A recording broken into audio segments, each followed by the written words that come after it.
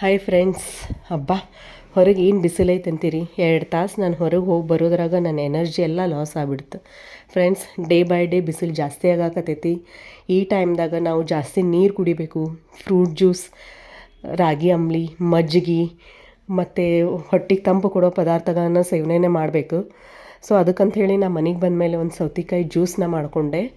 ಅದನ್ನು ಕುಡಿದ್ಮೇಲೆ ನನಗೆ ಸ್ವಲ್ಪ ಸಮಾಧಾನ ಆಯ್ತು, ಎನರ್ಜಿ ಬಂತು, ಹೊಟ್ಟೆನೂ ತಂಪಾಯ್ತು. ಇದೇ ರೀತಿ ನೀವು ದಿನನಿತ್ಯ ಒಂದೊಂದು ಜ್ಯೂಸ್ ಕುಡಿಯೋದ್ರಿಂದ ನಮ್ಮ ಆರೋಗ್ಯನ ಈ ಸೀಸನ್ನಾಗ ನಾವು ಕಾಪಾಡ್ಕೋಬೋದು. ಈಗ ಇದನ್ನು ಜ್ಯೂಸ್ ಹೆಂಗೆ ಮಾಡೋದಂಥೇಳಿ ನೋಡ್ಕೊಂಬರೋಣ ಬರ್ರಿ.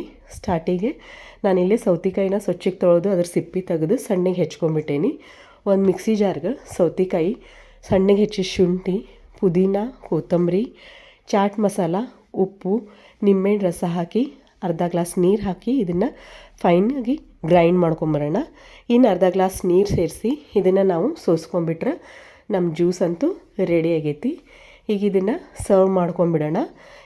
ಈ ಜ್ಯೂಸ್ ನಮ್ಗಷ್ಟೇ ಅಲ್ಲ ಫ್ರೆಂಡ್ಸ್, ನಾವು ಮನೆಯೊಳಗಿರೋ ಫ್ರೆಂಡ್ ಮಕ್ಕಳಿಗೆ, ಸ್ಕೂಲ್ಗೆ ಹೋಗಿ ಬರೋ ಹುಡುಗರ್ಗೆ, ಕಾಲೇಜ್ಗೆ ಹೋಗಿ ಬರೋ ಹುಡುಗರ್ಗೂ ಅವ್ರು ಬಿಸಿಲಾಗ ಬಂದ ತಕ್ಷಣ ನಾವು ಇದನ್ನು ಕೊಡೋದ್ರಿಂದ ಅವರು ಎನರ್ಜಿನ ಬ್ಯಾಲೆನ್ಸ್ ಮಾಡ್ಕೋಬೋದು.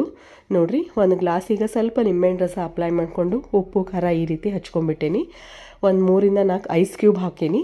ಅದಕ್ಕೆ ಈಗ ನಾವು ರೆಡಿ ಮಾಡಿ ಇಟ್ಕೊಂಡಿರೋಂಥ ಸೌತೆಕಾಯಿ ಜ್ಯೂಸನ್ನು ಹಾಕೀನಿ. ಫ್ರೆಂಡ್ಸ್, ನೀವು ಈ ಥರ ಜ್ಯೂಸನ್ನು ಮಾಡಿ ಹೆಂಗಿತ್ತು ಟೇಸ್ಟ್ ಅಂಥೇಳಿ ನನಗೆ ತಿಳಿಸ್ರಿ. ವಿಡಿಯೋ ನೋಡಿದ್ಕೆ ಥ್ಯಾಂಕ್ ಯು. ಫಾಲೋ ಮತ್ತು ಸಬ್ಸ್ಕ್ರೈಬ್ ಮಾಡೋಕ್ಕೆ ನೆನಪಾರಬೇಡ್ರಿ. Thank you.